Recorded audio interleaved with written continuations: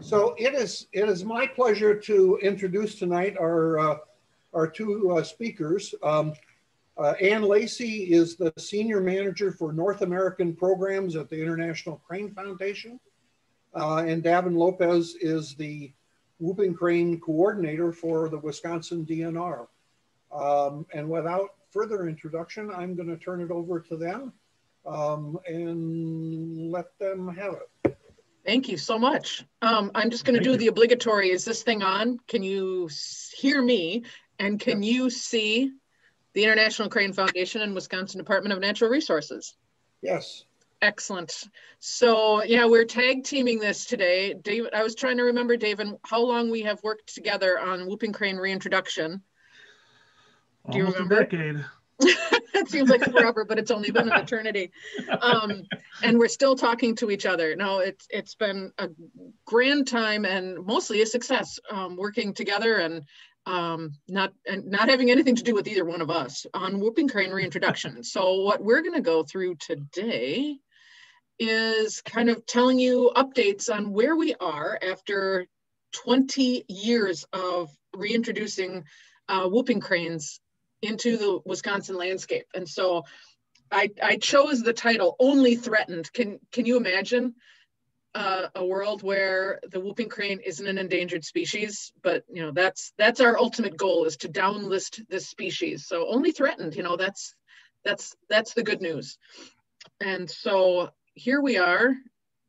Take it away, Davin. All right, thanks. Yeah, thanks for having us. Yeah, so we have two species of cranes in North America. The Sandhill crane, which also is found in Eurasia. It's the most abundant crane in the world. And we also have the rarest crane, the whooping crane, which of course is what we're talking about now, which Ann works on both species. I don't work with Sandhill cranes very much at all. But yeah, we're just, hopefully, historically, they've probably been, Sandhills have probably been one of the most abundant cranes in the world, and whooping cranes less so. But you know, their historic lows were very unnatural. So here's a nice picture of a whooping crane with a very young chick foraging around. And what we really like to see the chicks in the landscape, and we've been doing pretty well with that. Next slide. So if you look at the map here, excuse me, real quick.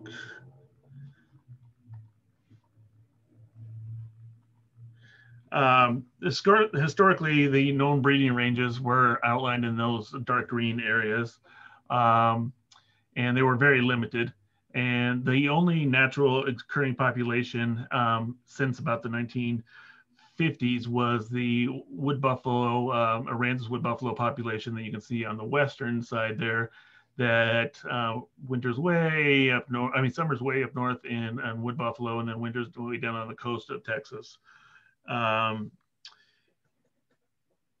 1937, the Aransas National Wildlife Refuge in Texas was established to protect the wintering range of the whooping cranes. It's a critical semi-saltwater marsh habitat down there, where they primarily feed on a lot of crabs and other species in those marshes.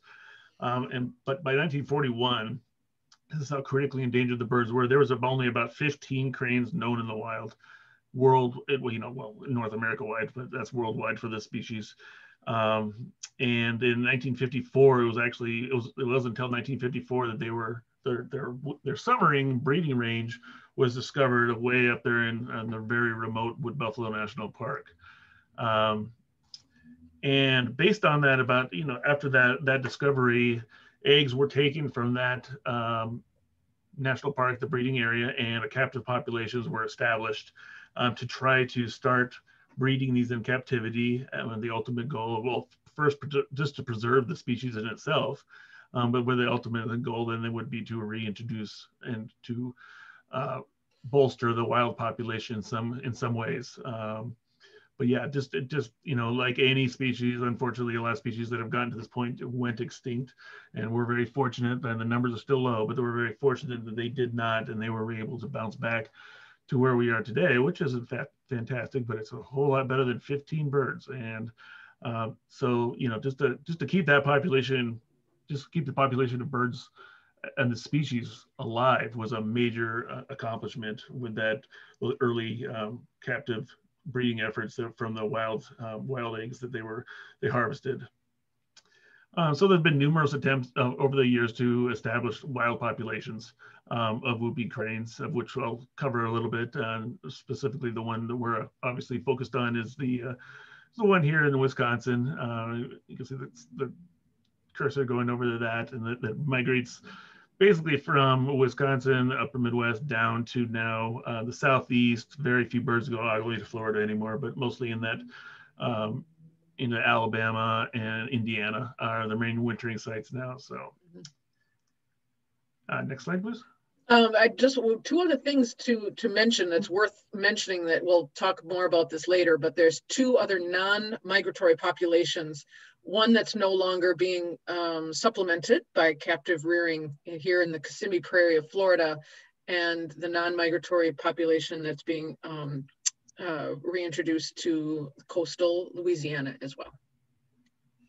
Yeah, and there was another attempt to reintroduce them into Rocky Mountain area in Idaho, and that happened, I think, in the 70s, if I recall right, and that 80s, yeah, 80s into the 90s. 80s and the 90s. So, and that unfortunately used cross fostering, where the birds were raised, the whooping cranes were raised by Sandhill cranes, and unfortunately they thought they were Sandhill cranes when they grew up. So that was a learning, as all these have been. They're very much a learning experience for everybody. We learn a little bit more every time we do this, even in our failures. Like in Florida, unfortunately, we learned a lot about reintroducing, and not only the location, but just the overall logistics of doing that. And so, we're really trying to, we're now the longest running reintroduction project for the whooping cranes that is still ongoing here in the Wisconsin, the Eastern migratory population, we call it. And Louisiana's about 10 years behind us. And again, that's hopefully we're just crossing our fingers, we're learning from each other, we're working closer than ever together, and we certainly are hoping that both those reintroductions are successful. So what does it take to downlist a species? So the whooping crane was listed in 1967, not only about 5 months after About 5 minutes. Or 5 minutes after the creation of the ESA. And it was one of the very first birds that were put on the list in 1967. Overall, there was 36 birds put on that endangered species list.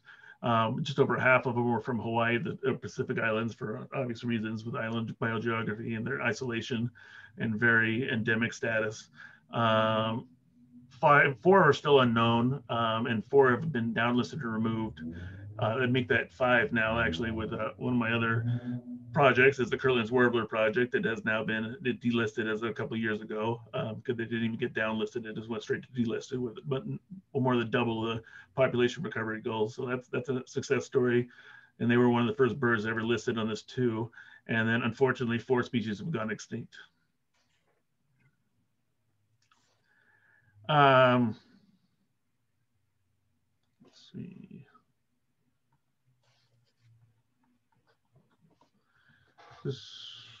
You lose your place. I lost my place. Sorry. I'm looking at the presenter view on my own computer, so that's it. It's only on one of our computers. So what does it take to downlist a species? The whooping crane recovery plan lists 2 objectives, each with measurable criteria. The goal of the plan is to downlist the species from a status of endangered to the just threatened, which would be a massive accomplishment for the species, and for many reasons. Ultimately, like I said, there weren't probably ever really abundant species. They're habitat specialists in a lot of ways with their nesting requirements, and they're also very long-lived birds. In 25 years in captivity or in the wild, and older in captivity, and they're also very slow to reproduce.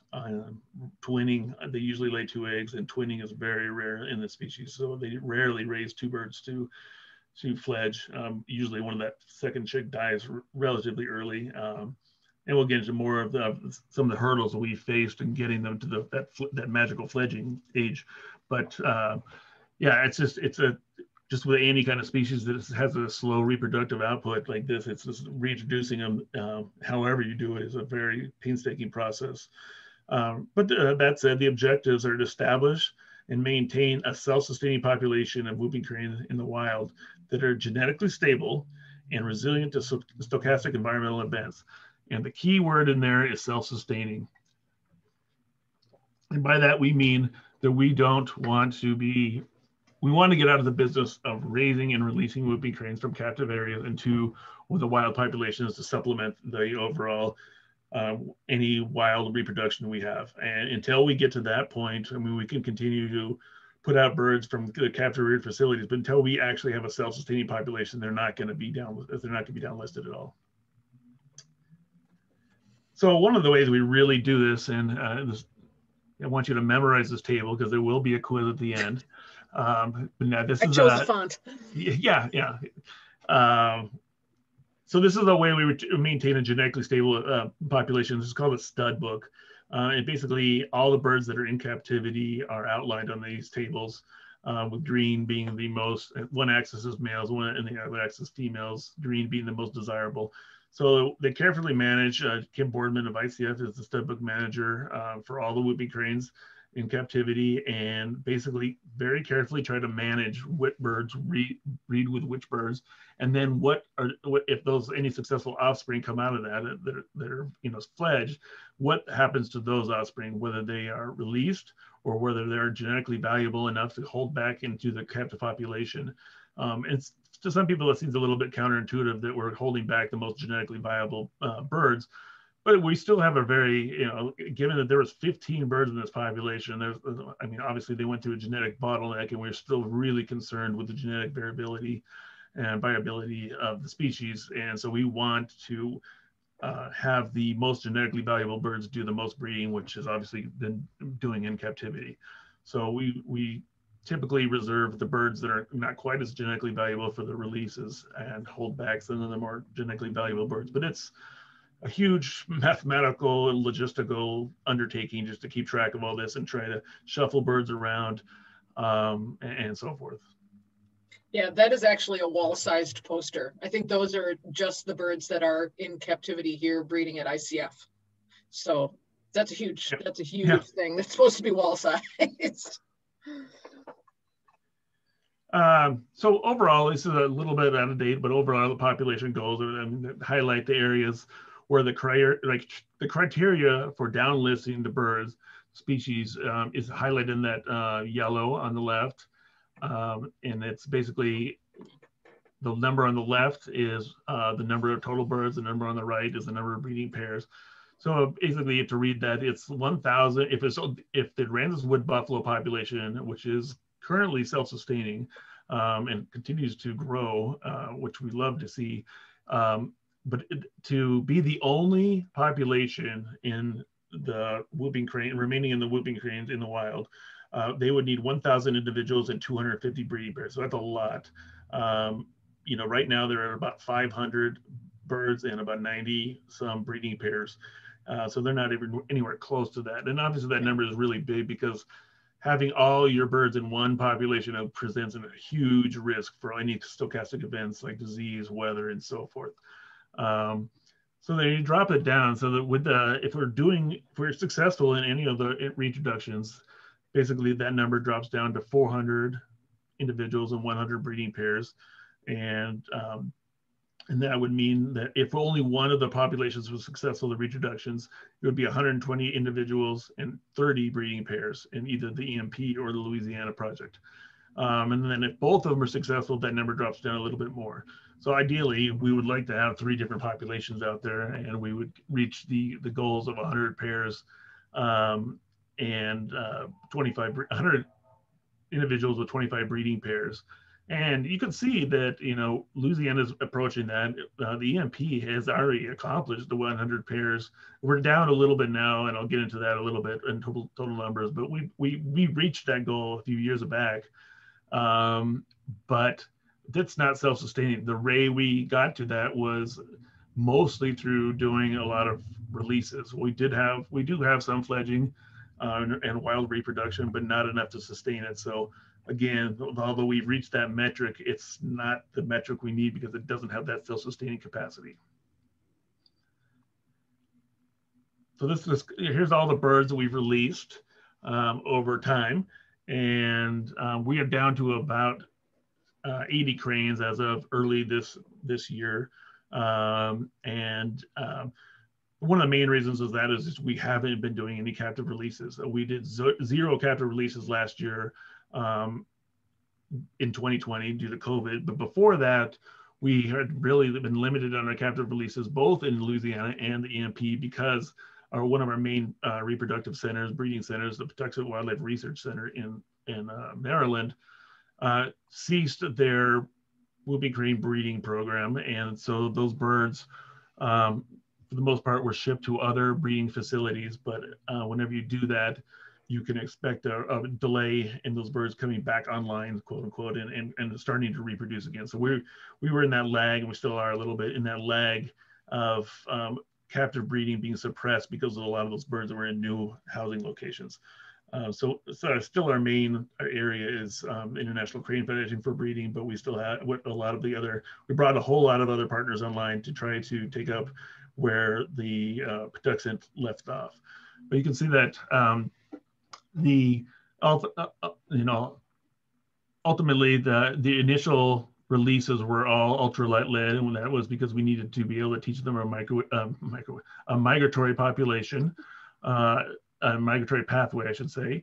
And so that ultralight lead was methodology was really key to getting those birds on the landscape.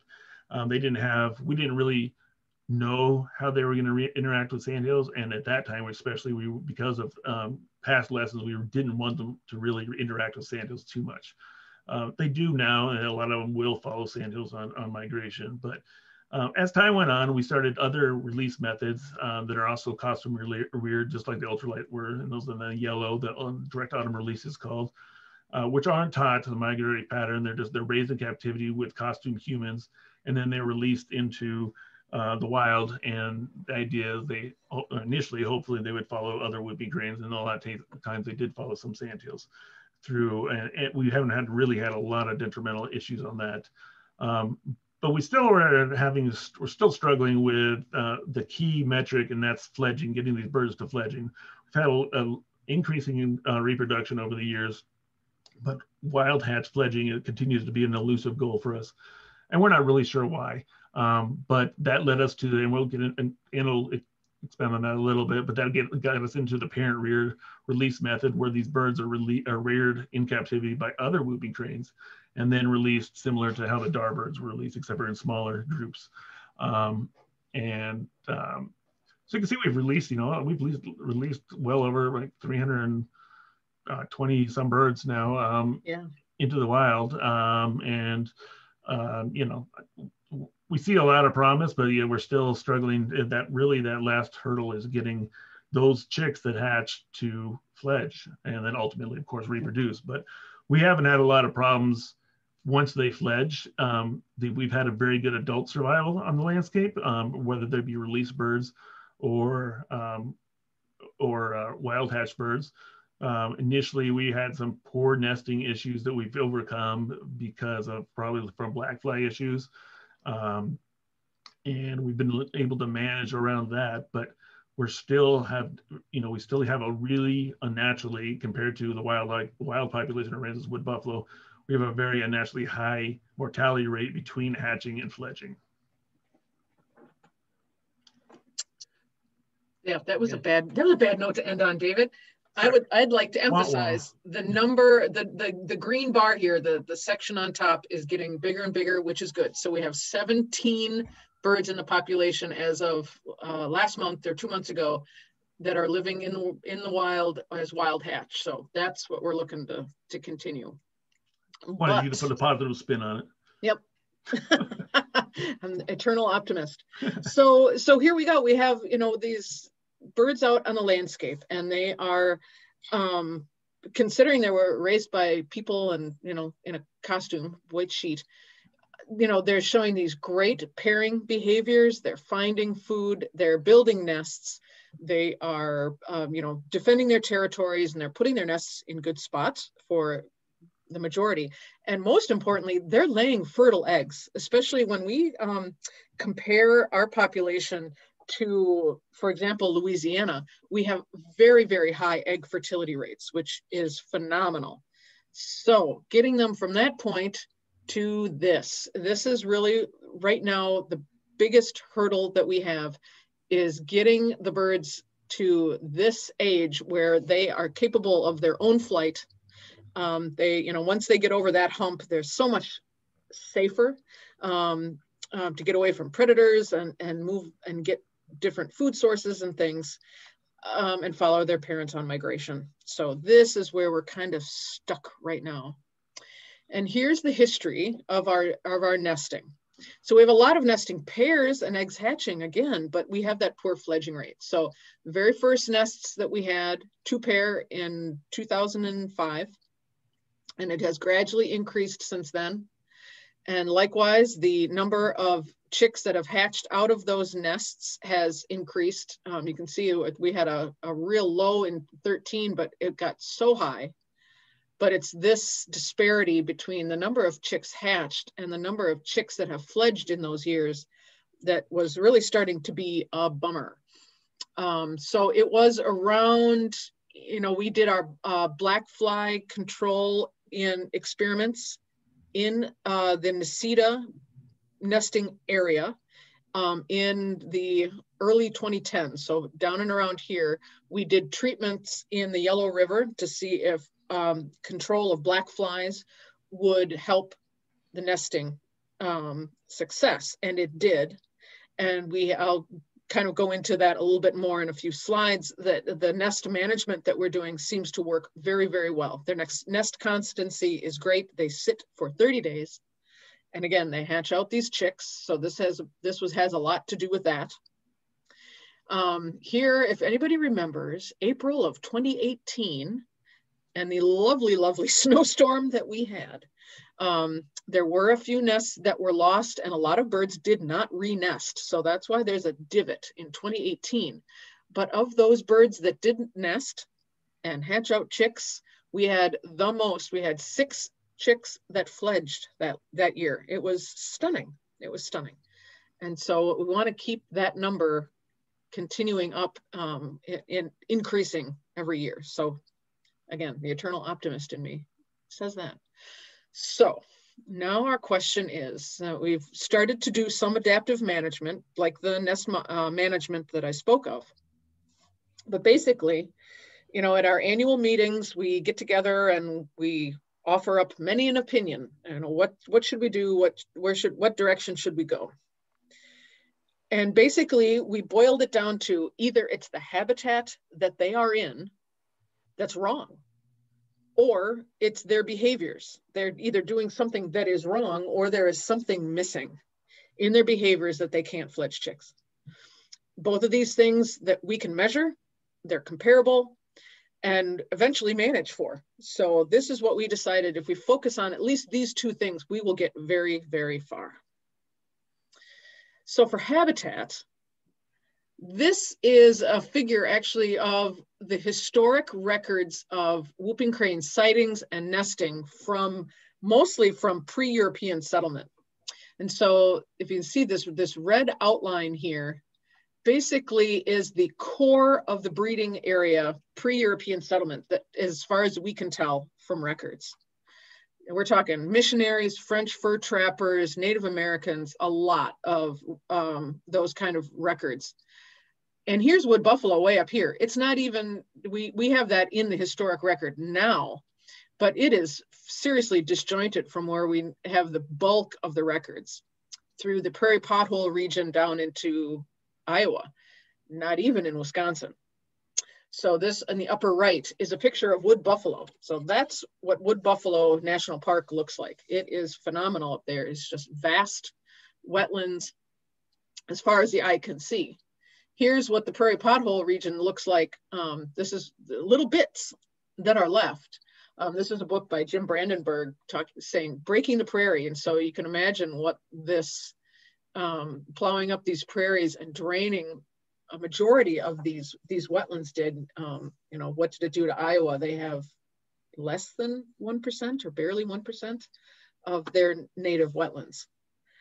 Wisconsin has about 50%. We're doing really good. Yay us. But regardless of how many wetlands we have now, the rest of the landscape looks very, very different than it did when these historic records were being collected. And you can see there are not many records of whooping cranes being sighted in Wisconsin at all. So this might not be even where they were historically here in Wisconsin. And if they did, it looks very, very, very different from that. But behavior, now behavior, we have maybe, to argue, we have a little bit more control over. So we have of birds that are raised in costume. They were released via the ultralight method at first, and then it moved to the direct autumn release. And then now we have switched over. The majority of our birds are parent reared. So this is an enclosure at the International Crane Foundation. And you can see that those parent birds guarding their chick. And sadly, they will have to say goodbye to that chick because that is very close to being of the age where we would put him in a box and move him to wild birds somewhere out in the Wisconsin landscape. And he would be released, she would be released into the company of those birds. So, you know, are people in costume missing behaviors? Are we teaching them wrong things, you know, as compared to real birds, albeit in captivity? This is something, again, that we can measure and to see what, you know, 5 years on, if they are more productive or if they seem to do better at nesting. So that's kind of what we are focusing on. For habitat research, what I talked about, the nest management, and this is an actual wild whooping crane egg in a real whooping crane nest covered in black flies. If you can imagine that, maybe that on your brood patch or that on the red patch on your head, they are nasty, nasty things. And I would run screaming from a nest too if I was a whooping crane. So what we do is we can measure fairly effectively when the bulk of birds when the bulk of black flies that affect birds will hatch. And we can go in and preemptively take those eggs from that nest. And that's kind of a win-win is how we're looking at that. That mitigates the effect of the black flies. So they're not going to abandon their nest. We have eggs that then we can bring into captivity. In our captive centers, we can use those and rear them for release back into Wisconsin or take them down to Louisiana and release them there. And if we force them to renest in this way, they are much more likely to renest. Cranes will readily renest and we take advantage of that. So it's only about 40, whoops, it's doing it on its own. It's only about 42% of the time if they abandon that they will renest, but 79% of the birds, if we take their eggs, they will renest again in about 2 weeks. So a lot of management is also done at Necedah National Wildlife Refuge. In their many pools, they will do seasonal drawdowns. And right now it seems to promote the survival of those chicks. I call them chicks, just little editorial note, everyone. I don't call them colts, I call them chicks because it just seems to be right to me.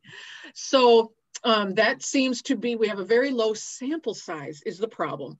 But right now we are seeing that those drawdowns, they create these great mud flats. They still have safe water for roosting, but they have great food resources and it takes them away from these edges where predators might hide. We're also adding in mowing of the woody vegetation around these marshes. That seems to attract the cranes, and that also may add to the effect of the drawdowns and make the successful nesting. So that's some of the adaptive management decisions that we've made in our partnership to help out nesting success and hopefully fledging. In 2011, we moved away from the Necedah area as our main release site, and we moved over to the eastern side of the state, concentrating on White River Marsh and Horicon, the federal side. And so we have been doing some, we moved them there sight unseen. You know, we did some studies and said, well, some of the same wetlands are over there, emergent wetlands that we have where they are now, and there's plenty of room. We'll see if they do better over there because there are not any black flies in that side of the state, nothing like what's in the Yellow River. Now that the birds are pairing up and starting to nest, well, we want to see, did we choose correctly? So we had a graduate student finish this year at the University of Wisconsin-Oshkosh, and he was doing roost to roost tracking. So following a pair of birds for an entire day every week to see how they're using the landscape. And that was just finished. And of course, they're using it, oh, skipping ahead.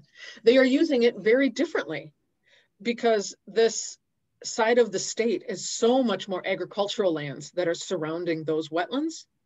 And the wetlands are very different types as well. They are a much more mucky, organic, very productive wetlands. And so we're hoping that as more birds come into pairing and breeding in these areas, that they will do well.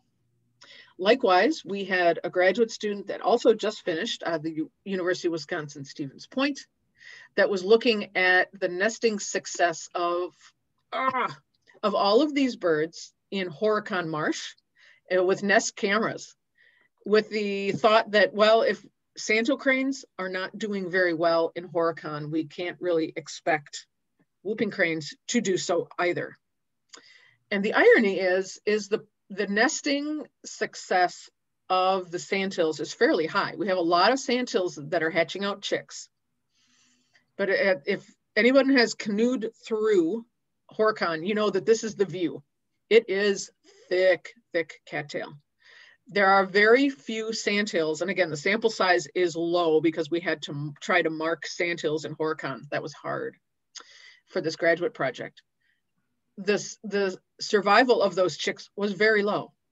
Ironically, we had last year in 2020, a young first-time whooping crane pair that nested way up here, and they fledged a chick this year, or last year, and it's still hanging out up there. I think some people have, if anybody has done the auto tour, I think some people are seeing that wild hatch chick that has migrated back from the winter.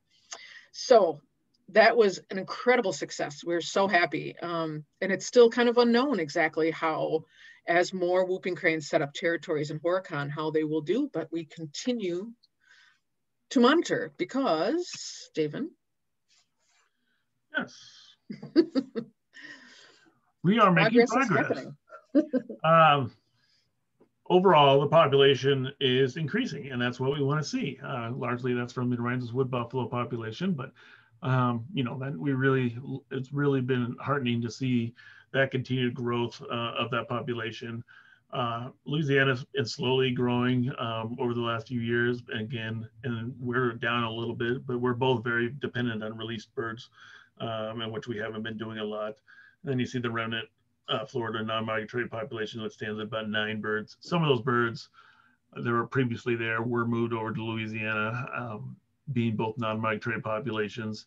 The remaining birds that are there are primarily very old birds that are probably nearing the end of, or if not have reached the end of their reproductive potential.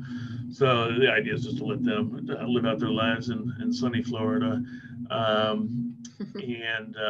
And then you saw all the way on the left side, you see all the cranes that we have in captivity that we're relying on for, not all of those are breeders, but a lot of them are, and we're relying on those to produce propagules for release as we continue to try to figure out what exactly is going on. You know, one of the theories is it's not, it may be a behavioral thing, but it may be just a matter of time. There's some evidence that birds get better at reproducing as they get older and they have more practice doing it. So, you know, we certainly want to get to the point where we're not releasing birds anymore, but you know, that the end is nowhere near in sight for either populations.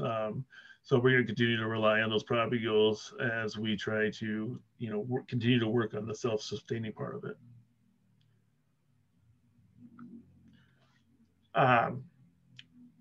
So one of the more recent tools that we've developed over the last few years, historically, we've been putting out monthly updates, static updates that have maps of what counties the birds are throughout their flyaway, depending on the time of year, of course.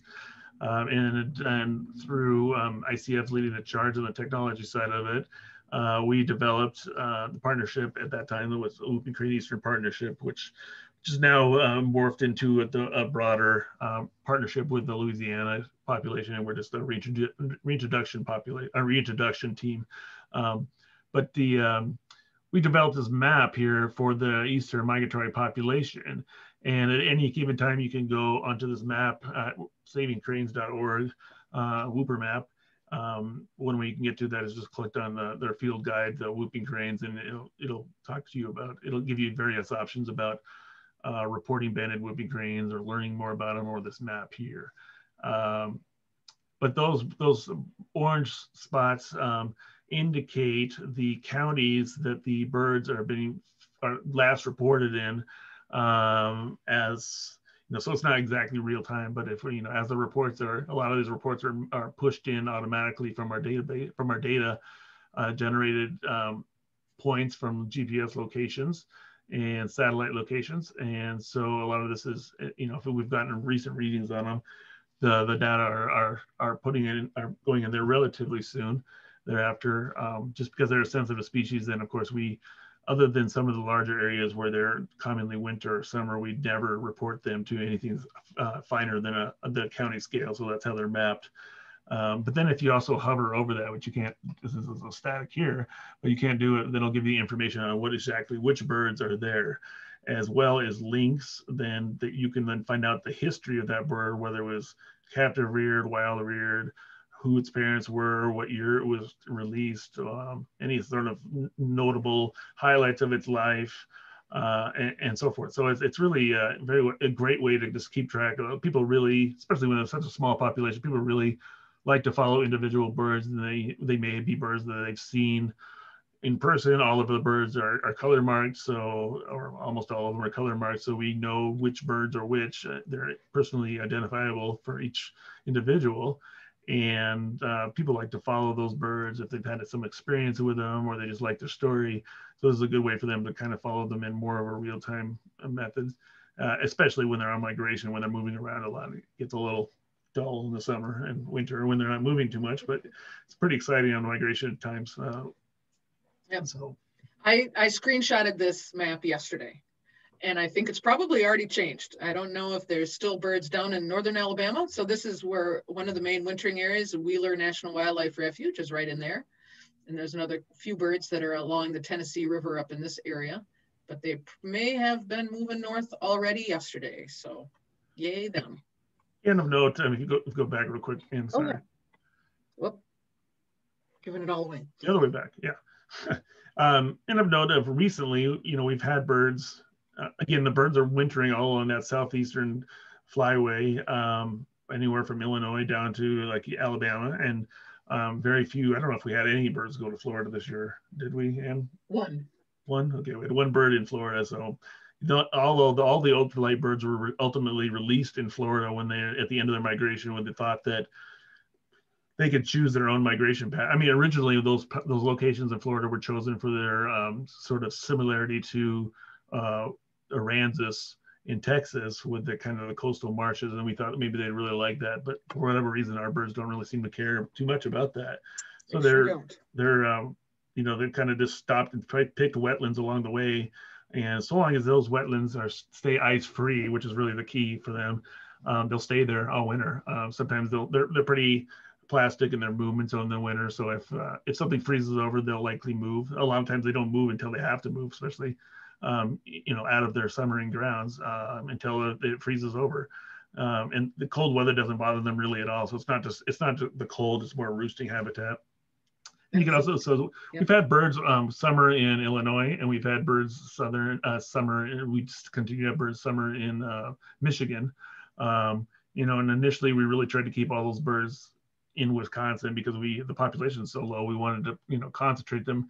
But you know, as the population grows, and we've shifted our management of these birds, and as the population continues to grow, we hope and continue to see them expand across the landscape. And so we've kind of made a shift, and then we're just, as long as they're in suitable habitat and not in any danger for themselves, you know, we're just allowing them to choose their own locations for whatever, whether it be wintering or summering. Davin, this is Carl. Are those birds in other states breeding during the summer, the ones that don't come back to Wisconsin? These are resident, and they're both alone. There's a female up here and there's a male down here, and sadly they haven't found each other. So they're both alone, and so they are not breeding, unfortunately. Correct. The pair, we did have the pair in Illinois, Indiana. They didn't breed, but they're a pair that stayed there for a while. Yeah. So, I think the young birds kind of still hang out south, but they eventually come back into Wisconsin. Yeah, but no, we haven't had breeding outside of Wisconsin yet. We've had breeding almost in Minnesota for sure. There's a population way on the west side. I mean, a pair that was on the very west side, real near Minnesota. So again, that's another thing. If they move into Minnesota, so be it, and good for them. So the Whoopie Crane Reintroduction team remains committed to a secure future route for whoopie cranes, and despite any ongoing conservation project is difficult because these are long-term projects. And unfortunately, for the most part, outside of ICF, it's great having the nonprofit partnerships, and even they're affected by it. But with the agencies like the Fish and Wildlife Service and the Wisconsin DNR, of course, we're subject to the changes in political winds as they come. And oftentimes we get whole new administrations every 4 to 8 years. They completely can change the focus of our funding, of our priorities and everything like that. But the ultimately, you know, with all these partners working together and really committed to this reintroducing the species, it helps bolster the argument of the rest of the partners that may be going through some difficult times with whether it be financial or political issues, and that we're all maintain a secure commitment to we maintain a commitment to securing the future of the species. And you know, fortunately, we've all weathered ups and downs, not just biologically, but as with any conservation project, there's more than just biology that goes into it. Unfortunately, you know, science only goes so far. We'd love it just to be ruling the roost. We don't, no pun intended. We just there's other factors that are out there. But you know, the key is that as we trudge forward, and with leaders like ICF doing the bulk of the work in the EMP, with support from the DNR and Fish and Wildlife Service and other partners, and they do a lot of work in the Aransas wood buffalo population. You know, they're really their commitment and the commitment of the Fish and Wildlife Service is just, it's an ongoing thing, and we don't see we're not throwing in the towel despite you know, changes that have happened over the last several years into the logistics of exactly how we're doing it. So you know, we just want to reiterate that we are very committed to this population, and we are nowhere near to the point of throwing in the towel and saying we're not making any more progress, because we're continuing to make, with all the setbacks, and we're not successful yet, but we've made a lot of progress in the reintroduction and learning about the ecology of the species. So I just need to have a shout out to the bulk of that work done by our lovely, lovely intern crew. And this is Hope, our mascot, who also does a lot of work. Yeah. I only just noticed that they're feeding Hope stuffed fish. Yeah, which is but also this is Nikki Gordon, and she is one of our interns from last year, and she will be she's the next one in our graduate school pipeline. She came back this year to kind of do a pilot study with us in hopes of getting into graduate school. So we're really just so happy every year with our intern crew. Are so fantastic and dedicated, given the hours that they work. And then putting them on some of these questions as graduate school projects is just pretty phenomenal, and really happy to have that kind of, now we're kind of getting into that groove. So it all goes to this. If we can see this happening more often in Wisconsin, in that there's an older breeding pair that you can guess which ones those are. they're newly released birds. There's a wild hatch chicken here and younger birds that are, and this one obviously doesn't care. But can you imagine just seeing that on the regular in a Wisconsin wetland without maybe all the bands and whatnot on their legs would be even better.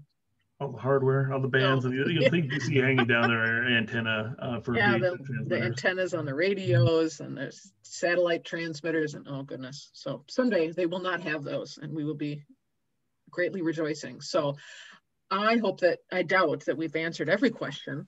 I bet there are lots of questions out there. I'll leave it on this, unless we want to go to everybody. Well, I would ask, I would think that it'd be a good time for Mary to unmute everybody. Sure. I don't know if that's possible. I think they have to unmute themselves. There is no unmute everybody button, okay. I don't think. Okay, so everybody who wants to say something can unmute. And I'm gonna say let's go back to the panel picture of everybody. Nice as that one is, it's nice to be able to see everybody else at the same time and open up the ground for questions. Can I do that first one that you had listed there? Yeah. What the main cause of loss between hatching and fledging? Is that what you were? Yeah. Why is that? Yeah. Why was it so low that one year and so vast in other years? How are those young chicks dying? That was another graduate school, graduate student project that I didn't even get to talk about. It turns out it's really, really difficult so you find them within the first couple of days of hatching. We know the nest is, so that's typically not too hard, and we can find the adults. And we put little tiny radio transmitters on the chick, so they're just glued on, and they'll end up falling off by the time we have our information. But you have to find them very, very quickly if there's a mortality signal on that radio, to find out what it is exactly that's killing them. So there was, by and large, it's probably predation. We have a lot of, we have a lot of intact ecosystems here in Wisconsin, and there's a lot of predation. There was one that was exposure. There was a couple that were disease, bacterial diseases, excuse me, something like that. But of the ones that we found, and we were able to determine the cause of death, it was usually predation. Oh, and here's a good one. There was one of the radio transmitters was found in an eagle nest. Ooh. Right? So what do you do with that? So, but eagles are scavengers. So it could have, who knows? I would love to disparage the bald eagle, but I cannot, because I can't blame it directly. So that's my best answer. And to follow up a little bit on that, I mean, we've been asked historically a lot about doing predator management. It's not something that we really like to do on refuges and so forth, because obviously there's a lot of trophic cascades that can happen whenever you start messing with removing a certain cohort of the population out there. There's probably a higher number of mesopredators on the landscape that can focus on the chicks as prey items, like raccoons we've seen, coyotes for sure, and most of the time we bobcats are one of the main predators for adults. Don't really know if they're really effective on chicks or not, or what other birds of prey raptors are doing anything. They're just while we have wolves in the landscape now in Wisconsin, and undoubtedly they're up in Canada. There's not a lot of overlap between the wolf populations in Wisconsin and the whooping crane populations. Nor do we know really we haven't really quantified the effect on mesopredators and coyotes and so forth on the effect that wolves are having on those populations. There are wolves in Nisita, but it's a very small pack and it's one of the more southern packs out there. So, just don't we really? But long story short, we just don't really want to get out there and start trying to eradicate, most of the raccoons or most of the skunks or whatever. I was just I don't know if anyone else had any question. I was just struck by the presentation, and somebody once observed when you stop and think about how many millions of dollars have been invested in whooping crane recovery, it's a lot cheaper to prevent a species from getting on the endangered list than in the first place. Try and bring them back, that's the truth. Back off of it. Yep. Let's not get to this point again. No, I mean, that is, it doesn't matter what, these are particularly expensive, and about $90,000 per crane to reintroduce a captive crane into the wild. So it's a huge figure there. And, so that's why people at ICF are also focusing a lot on education and outreach to law enforcement, because when somebody goes and shoots and poaches one of these birds, oftentimes they're just a slap in the wrist or a small fine, and basically they just flushed $90,000 down the toilet, not to mention the effects it has on the potential for that bird to have, contributed to the population through reproduction. So, there's no cheap reintroductions. Even if you're not doing a reintroduction, there's no cheap way to bring a species back from the brink of or endangered of extinction. Is that sort of poaching still a problem down in Louisiana? I know ICF mounted an education campaign in Indiana after there were a couple of shootings down right near where I grew up in central Illinois. Did that work? Has that made a difference? It seems to have. We started that kind of really intensive community outreach in Alabama, and then moved up to Indiana, and now we have a program that's just started in Louisiana as a result of those. And all three, there's a lot of different cultural issues in those three areas, and especially because those are Indiana and Alabama are wintering areas, so maybe 3 months-ish the birds are there, 4 max, but the Louisiana is all year round. And so we're in for the long haul in Louisiana, and really making a push with our partners down there at Louisiana Department of Fisheries and Wildlife. Yep. So, basically it's twofold. We want the community to take ownership of the birds, so that, kind of the peer pressure thing of the don't go out, shooting these birds is a detriment to the community. You're taking something away from the community, but also, that's kind of the carrot, but also the stick of just actually, having penalties for these activities that are commensurate with the value of those birds and the rarity of the birds. And yeah, it's interesting in Louisiana. It's a very different. Most of our birds, and primarily, are wintering and summering on. A good portion of ours are wintering and summering on public lands. A lot of the birds in Louisiana, although they're released on the public lands, are wintering or are living on crawfish ponds, commercial crawfish and rice ponds. So they're on private lands. A lot of times they work closely with those guys, and they like the birds, but they're also, they're probably more visible in a lot of ways because they're in and amongst these communities year round. Oh, I have a question. Yes, please, Marilyn. How common or how big of a problem is the occasional whooping crane, sandhill crane get together? Get together? Yeah, get together. Ooh. Raise your hand if you know the story of Whoopsie, the whooping crane from Horicon. Oh yeah. Okay, so Whoopsie is alive and well here in our captive facility at ICF, and he is paired with a sandhill crane that was raised by whooping cranes as practice for them eventually being parent rearers for release. So it's kind of a match made in heaven, and they're actually surrogate incubators for some of our endangered species eggs. So he continues to do his part for his what was his father's species, as the case may be. Yeah. So is that the only one then? That's the only one. Yep. Oh, and we'd like to keep it to that. So unfortunately, we did, because we can do these kind of things, we can manipulate these birds. we have such a great network of partners. What we did was, so this is 1611 is the father of Whoopsie over at Horicon. And he continued to nest with that sandhill. So we decided, let's see if we can, he wasn't imprinted on sandhills. He wanted to have a territory and breed, and the gray one was sitting there, I'll take you, because there were no female whooping cranes in the area. So what we did is we captured him in the fall of 2019, or sorry, 18, I think, right? 18? Gosh.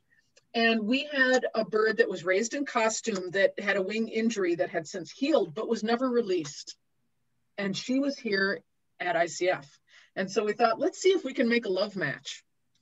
And so there's a facility that we pair with down in Florida. I drove those birds down to Florida, straight through. That was a beast. And unfortunately, I only got to put them in their new enclosure, which was huge. It was like a size of a football field. They had a little wetland in it. It was gorgeous. It was completely isolated. They never saw people. And then Hurricane Matthew was bearing down on us, so I had to jet out of there. And I left it all to our friends at White Oak Conservation. Those birds, she started kind of going up to the fence while they were separated. They put them together and they were very nice to each other. They started unison calling. They were hanging out all winter. They started to unison call and copulate. They laid 2 eggs that were both fertile, and they hatched 2 eggs. And so then when those 2 chicks were old enough, we boxed the whole family up and we brought them back here to Wisconsin. They got flown this time. So this is some of the lengths that we go to. You know, it's just so great to have these partners that will do that and have people that will donate an airplane to fly a family of 4 whooping cranes back. And we released them all back into Horicon. And sadly, the chicks did just fine. He went back to his usual, but the female, I don't know what happened, but she ended up dying, and she did not thrive. But that experiment worked, and so it was so fantastic to do that. So 1611 went back to his old ways. But good news is, again, you know me, I'm going to end on a good note. He is now hanging out with another young bird. Oh, Davin, do you know who? I think she's a bird that was parent reared but released into Horicon. So she's too young to probably nest, but we don't care. They are hanging out together, and we're very happy about that. And he's not nesting with a sandhill crane, at least not yet. Yeah. So just the fact that he's not chasing the young female whooping crane away is fantastic. And if they spend a year together, they'll migrate together and they will come back, and she'll be old enough to breed. Yeah. So that's a very, very quick update. And you know, like Ann alluded to, I mean, we think it's probably mostly due to the fact that there's a lack of female whooping cranes. Obviously, a male whooping crane is much bigger than a male sandhill crane. They can easily push one off of there, and if you know, it's a crane, it's better than nothing in their view. So we've seen this behavior once in a while. You know, they're desperate basically, and we've seen it once in a while, but fortunately it's not very often. The other aspect that we don't really know is whether those hybrids, our main concern isn't necessarily just the hybrids, but if they're fertile, which we could have some genetic issues, you know, watering it down. So we don't know for sure. We don't have a definitive answer, especially with the males, whether they're fertile or not. But yeah, we're oddly with the hybrid, they could be. It's really weird. Other experiments with that have shown that the males could be fertile, which is weird. I have a question. Yes. Anne, the birds that have fledged successfully, are they from certain pairs that now have experience nesting, or is it just random? It is not random, but again, the problem is small sample size, so it's hard to tell. But it typically, the first nest, or at least maybe even the first couple of years, don't work. And that was why the birds at Horicon were even more amazing, because that was a new pair. That was their first year. They had spent the previous year together. It was their very first nesting attempt, and they raised that chick beautifully, took it on migration and brought it back. So there's the exception that I don't know what rule it proves, but the young ones can do it. The young ones can do it, but experience always helps. Good. Yep. Thanks. You bet. Any other questions? Otherwise, I want to make one other mention to folks here. I wanted to give Ann a chance to plug the renovations and remodeling at ICF. Yeah. And I know COVID sort of delayed a reopening and everything like that. Is there a timetable now? Thank you, Carl. That is fantastic. Jeannie, do you have your appointment set up yet for your visit? I do. Well, I've got it pending. Okay. So if you are a member of the International Crane Foundation, you can set up a visit before our official opening on May 1st. And to become a member, just simply go to our website. I would love for all of you to be a member of the International Crane Foundation. So as of May 1st, we are taking, so it's a check-in system because we're only letting so many people on site at one time. But we're opening up after 2 years closed, which I will, I'm sorry, I'm just beating this horse. I'm an optimist. It was actually kind of good that we were closed last year because we have so many new prairie plantings that we were able to kind of help get established and pull a lot of weeds and water a lot. But also we were able to finish all of the new murals in our exhibits, which are just stunning. So you can actually see versions of where that bird pair is supposed to be from. And the birds have gotten used to their new enclosures. So they've had now a whole season of being in their new enclosures. They all have these beautiful little wetland ponds. There's quite a few enclosures now that have there's no netting. So you go through a screen door and it's you and the cranes with no fencing between you and these beautiful murals that backdrop them. And maybe most stunning is our new, well, Jeannie, which is your favorite? So the Sandhills are now right up against the visitor center. Mm-hmm. So we can look out onto the Sandhill Crane exhibit from our new George Archibald Welcome Center, which I can't wait. But we also have a new Cranes and Culture exhibit. And we have a pair of red-crowned cranes that are wrought out of metal. That's a fountain. And there's a Zen garden. It's shaded. It's wonderful. And there are Tibetan prayer wheels. There are 3 handcrafted Tibetan prayer wheels from actual craftsmen in Tibet. And they are filled with, the staff all wrote their little prayers on pieces of paper and put them inside the wheel before they were closed and put up, as one is supposed to do with prayer wheels, I now understand. And so please stop by and spin those prayer wheels and think happy thoughts. Looking forward to it. I also wanted to mention that we usually give our speakers an honorarium, and in this case, I checked with Ann, and we're going to write our check and send it to ICF with Hooping Crane Recovery in the memo field. It is so appreciated. Yeah, it's the least we can do. Great gratitude to both of you for your appearance tonight. We would be lucky to have had one of you, and to have had both of you was a real treat. And so that's in person, we'd all be, you'd hear this, but at least you can see this. We just thank you. Thank you. So appreciated. Thank you so much. Appreciate it very much. Thoroughly enjoy it. Ladies and gentlemen, you'll be getting an email from Dennis about the field trip coming up. And unless somebody else has any other questions or anything like that, I think we are going to call it a day. Those of you with access to PBS, the second part of the Hemingway show starts at 9 o'clock tonight. So you're in time. Thank you, Carl. Just in time.